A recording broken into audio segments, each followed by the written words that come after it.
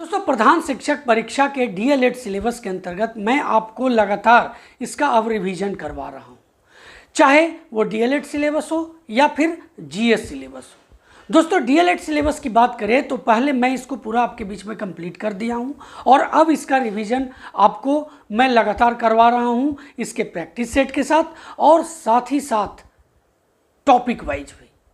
दोस्तों, जितने भी प्रैक्टिस सेट मैं अभी तक आपके बीच में लेकर के आया हूं, अगर उन सभी को आपने नहीं देखा है तो उन सब का लिंक डिस्क्रिप्शन बॉक्स में दिया हुआ है।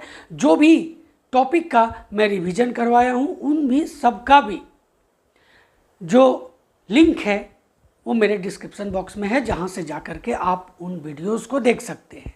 आज इस वीडियो में मैं आपके लिए फिर एक डिटेल वाइज आपके बीच में एक टॉपिक लेकर के उपस्थित हूँ रिवीजन के लिहाज से, और वो टॉपिक है दोस्तों ECCE। आज मैं आपको ECCE की पूरी जानकारी देने जा रहा हूँ, इसकी आवश्यकता, इसके महत्व, इसके उद्देश्य, इसके बारे में पूरी जानकारी जो आपके एग्जामिनेशन के लिए अति महत्वपूर्ण है। उन सभी क्षेत्रों को मैं आज डिटेल में आपके बीच में प्रस्तुत करूँगा। उसके बाद इसका MCQ भी आपके बीच में लेकर के आऊँगा। तो चलिए एक एक पक्ष को ध्यान से देखते हैं और विशेष जानकारी अर्जित करते हैं। तो सबसे पहले ECCE का फुल फॉर्म जान लेते हैं। और फुल फॉर्म क्या होता है ये देखिए, E for early, C for childhood, C for care और E फॉर एजुकेशन, यानी प्रारंभिक बाल्यावस्था, देखरेख और शिक्षा। ये ECCE का फुल फॉर्म हो गया। तो दोस्तों, ECCE का फुल फॉर्म जानने के बाद अब हम लोग जानते हैं कि ECCE क्या है। तो राष्ट्रीय प्रारंभिक बाल्यावस्था देखरेख और शिक्षा, ECCE, E for early, C for childhood, C for care और E for education, care and education, जीवन के निर्माण के प्रथम 6 वर्षों की अवस्था है। ये बहुत ही महत्वपूर्ण पॉइंट है जिससे क्वेश्चन बनेंगे और आपके एग्जामिनेशन में आ भी सकते हैं, इसलिए ये याद रखना है। जिसकी आयु विशिष्ट जरूरतों वाली भली भांति चिन्हित उपावस्थाएं गर्भधारण से जन्म तक, जन्म से 3 साल तक और 3 से 6 साल तक, यानी ये जो यहाँ पर उपावस्थाएं देख रहे हैं इसको 3 भागों में बांटा गया है, जो कोष्ठ में आपको यहाँ पर दिया हुआ है कि जन्म से, गर्भधारण से जन्म तक, जन्म से 3 साल तक और 3 साल से 6 साल तक है। ये उपावस्थाएं हैं जो जीवन चक्र दृष्टिकोण का पालन करती है। दोस्तों, पूर्व बाल्यावस्था सुरक्षा एवं शिक्षा विभाग छात्रों के संपूर्ण विकास को बढ़ाने का कार्य कर उन्हें शिक्षा के प्रति तैयार करता है। ये भी बहुत इंपॉर्टेंट है। पूर्व बाल्यावस्था सुरक्षा एवं शिक्षा विभाग क्या करता है, तो छात्रों के संपूर्ण विकास को बढ़ाने का कार्य कर उन्हें शिक्षा के प्रति तैयार करता है। अब चूंकि हमने जान लिया कि ECCE क्या है, तो अब हम लोग जानेंगे, देखिए उद्देश्य भी मैं आपको बताऊंगा, इसकी विशेषता भी आपको बताऊंगा, तो और धीरे धीरे क्लियर होता चला जाएगा। अभी हम लोग बात करेंगे कि भारत में ECCE की शुरुआत कब हुई। तो देखिए, ECCE भारत सरकार ने 6 वर्ष से कम आयु के सभी बच्चों के इष्टतम विकास तथा सक्रिय अधिगम क्षमता को बढ़ावा देने के लिए, ध्यान दीजिए बहुत इंपॉर्टेंट पॉइंट है ये, बढ़ावा देने के लिए समावेशी, साम्यपूर्ण और प्रासंगिक अवसरों के संवर्धन हेतु प्रतिबद्धता को दोहराने के लिए राष्ट्रीय प्रारंभिक बाल्यावस्था देखरेख एवं शिक्षा नीति पर विचार किया है। दोस्तों, 2013 में भारत सरकार ने प्रारंभिक बचपन के विकास में निवेश के महत्व को मान्यता देने के लिए राष्ट्रीय प्रारंभिक बचपन देखभाल और शिक्षा नीति को अपनाया। तो ये 2013 जो आप देख रहे हैं ये बहुत इंपॉर्टेंट है, जिसमें भारत सरकार ने प्रारंभिक बचपन के विकास में निवेश के महत्व को मान्यता देने के लिए राष्ट्रीय प्रारंभिक बचपन देखभाल और शिक्षा यानी ECCE नीति को अपनाया। तो ये आपको ईस्वी याद रखनी है। देखिए, अब हम लोग बात करेंगे कि ECCE का मुख्य उद्देश्य क्या है। उद्देश्य बहुत ही इंपॉर्टेंट है और मैं यहाँ पर आपको इसका व्यापक उद्देश्य भी बताऊंगा जो आपके सिलेबस में दिया हुआ है। अल्पकालीन और दीर्घकालीन, ये दोनों तरह से मैं आपको अवगत कराऊंगा।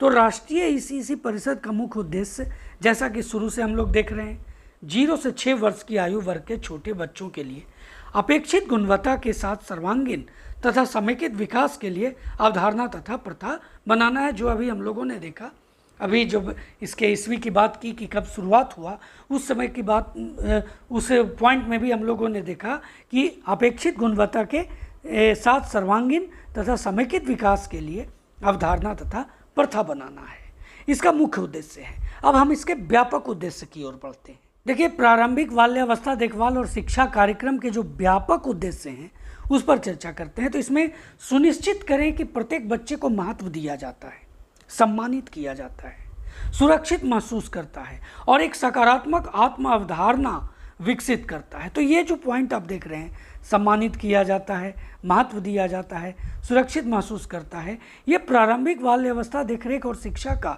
यानी ईसीसी का जो व्यापक उद्देश्य है उसमें एक महत्वपूर्ण पॉइंट है। अब आगे पॉइंट में देखते हैं एक करके। अब देखिए नेक्स्ट क्या है, तो प्रत्येक बच्चे की क्षमता के अनुसार प्रत्येक बच्चे के शारीरिक और मोटर विकास यानी मानसिक, जिसको गामक विकास भी बोलते हैं, कि गामक विकास के लिए एक मजबूत आधार तैयार करना है। उसके बाद क्या है, तो अच्छी पोषण दिनचर्या और स्वास्थ्य संबंधी आदतें, स्वच्छता, अभ्यास और स्वयं सहायता कौशल को आत्मसात करें बच्चों के अंतर्गत। यानी अगर बच्चों को अच्छी पोषण दिनचर्या मिलेगा, स्वास्थ्य संबंधी आदतें उनमें विकसित होगा, स्वच्छता अभ्यास की करवाया जाएगा, स्वयं सहायता कौशल का विकास उनके अंतर्गत होगा, तो ईसीसी का जो उद्देश्य है दोस्तों वो पूर्ण होगा। अब आगे है, देखिए, प्रभावी संचार के लिए बच्चों को सक्षम करें और ग्रहणशील और अभिव्यंजक भाषा दोनों को बढ़ावा देना है। यानी बच्चों के अंदर जो प्रभावी संचार है उसको बच्चों को उसके अंतर्गत सक्षम करना है, संचार के लिए बच्चों को सक्षम करना है और ग्रहणशील और अभिव्यंजक दोनों भाषा में उन्हें बढ़ावा देना है। दोस्तों, इंद्रियों के विकास और एकीकरण को बढ़ावा देना, अन्वेषण और प्रयोग करने के अवसर प्रदान करके बौद्धिक जिज्ञासा को प्रोत्साहित करें और दुनिया के अवधारणात्मक समझ विकसित करें। ये इसका प्रमुख उद्देश्यों में से, व्यापक उद्देश्यों में से एक है। अब देखिए, सामाजिक समर्थन कौशल, सामाजिक क्षमता और भावनात्मक भलाई का विकास में वृद्धि। सामाजिक समर्थन कौशल जो है आप देख रहे हैं, सामाजिक क्षमता, भावनात्मक भलाई, अगर ये सभी चीज़ों का बच्चों के अंतर्गत विकास होगा, ये 0 से 6 वर्ष तक के बच्चों के अंतर्गत, तो उनका जो व्यक्तित्व होगा वो बेहतर होगा और वो एक अच्छे व्यक्तित्व के व्यक्ति बन सकते हैं। उनका जीवन जो है वो एक सुचारू रूप से बेहतर तरीके से आगे बढ़ेगा। देखिए, सौंदर्य प्रशंसा की भावना विकसित करना और रचनात्मक सीखने की प्रक्रियाओं को प्रोत्साहित करना, ये भी बहुत महत्वपूर्ण पॉइंट है। सौंदर्य प्रशंसा की अगर भावना विकसित होगा तो बच्चों के अंदर एक कॉन्फिडेंस आएगा, एक आत्मविश्वास होगा और जब रचनात्मकता उनके अंदर आएगी तो वो नए नए चीज़ों का अन्वेषण करेंगे और अपने जीवन में आगे बढ़ेंगे। उनका विकास होगा मूल रूप से सांस्कृतिक और विकासात्मक रूप से उपयुक्त व्यवहार और साथी मनुष्यों के लिए सम्मान और प्रेम के मूल मानवीय मूल्यों को आत्मसात करें। देखिए, जो भी चीज़ें हैं, नैतिक हैं, मानसिक हैं, शारीरिक हैं, अगर इन सब चीज़ों पर ध्यान रखा जाएगा तो बच्चे का व्यक्तित्व बहुत बेहतर होगा। और इसीलिए 0 से 6 वर्ष तक के बालकों पर यानी पूर्व बाल्यावस्था के बच्चों के ऊपर ध्यान केंद्रित करता है, ताकि करवाना इसका मुख्य उद्देश्य है, ताकि बच्चों के व्यक्तित्व का विकास बेहतर तरीके से आगे हो।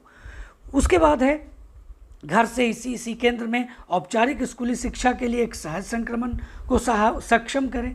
समग्र व्यक्तित्व विकास के लिए गुंजाइश बढ़ाएं। बहुत इंपॉर्टेंट है ये कि समग्र व्यक्तित्व विकास के लिए जितनी भी गुंजाइश हैं वो बच्चों के अंतर्गत पूर्व बाल्यावस्था में ही बढ़ाने की कोशिश करना, ये ईसीसी का व्यापक उद्देश्य में से एक है।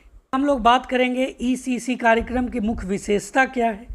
तो देखिए, ईसीसी कार्यक्रम की मुख्य विशेषता पूर्व बाल्यावस्था के 3 से 6 वर्ष की आयु के बच्चों को मानसिक शारीरिक विकास को सुनिश्चित करना। अब यहाँ पर 3 से 6 वर्ष दिया हुआ है, तो ये क्यों दिया हुआ है ये जान लीजिए। चूँकि हम लोग जान रहे हैं कि 0 से 6 वर्ष तक के बच्चों के लिए ईसीसी का जो कार्यक्रम है उसके अंतर्गत कार्य है, लेकिन चूँकि ये विशेषता जो यहाँ पर 3 से 6 वर्ष के लिए है।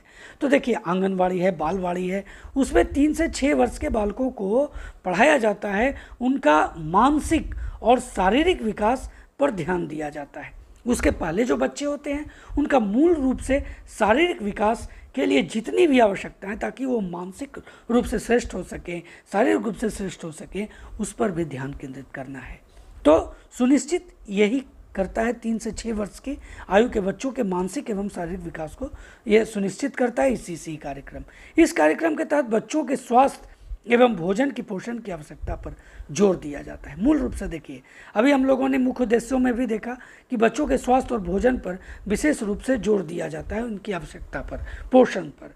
तो उन्हें साफ सफाई पर भी जोर दिया जाता है, तो उन्हें साफ सफाई संबंधी, सलीके में रहने संबंधी आदतों को सिखाया जाता है।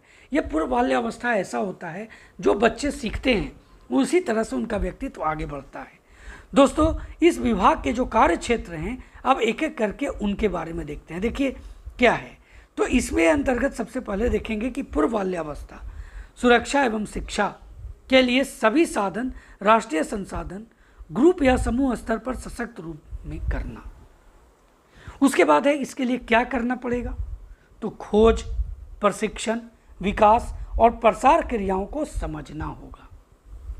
फिर पूर्व बाल्यावस्था सुरक्षा एवं शिक्षा के लिए सभी साधन जो हैं वो ग्रुप स्तर पर सशक्त रूप से कार्यान्वित होंगे, आगे बढ़ेंगे।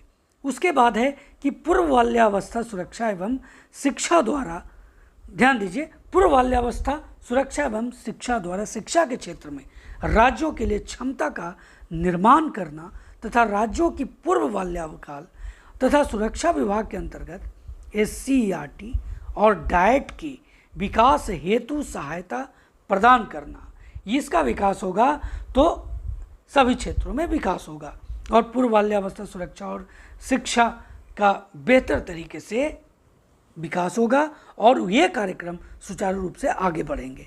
दोस्तों, पूर्व बाल्यावस्था सुरक्षा एवं शिक्षा द्वारा खंड मासिक यानी जो अर्धवार्षिक होता है डिप्लोमा कोर्स के व्यवहार में लाना बहुत इंपॉर्टेंट है, जिससे राज्य योजना कार्यक्रम को कार्यान्वित किया जा सके और अध्यापकों, बालकों और अभिभावकों के लिए आवश्यक विकास कार्यक्रम का क्रियान्वयन संभव हो सके।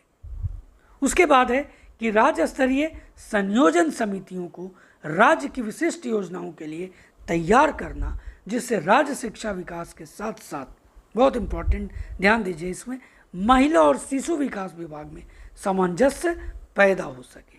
क्या, फिर से हम लोग इसको देखते हैं, तो राज्य स्तरीय संयोजन समितियों को राज्य की विशिष्ट योजनाओं के लिए तैयार करना, जिससे राज्य शिक्षा विकास के साथ, देखिए यहाँ पर ध्यान दीजिएगा, राज्य शिक्षा विकास के साथ साथ महिला और शिशु विकास विभाग में सामंजस्य पैदा होगा।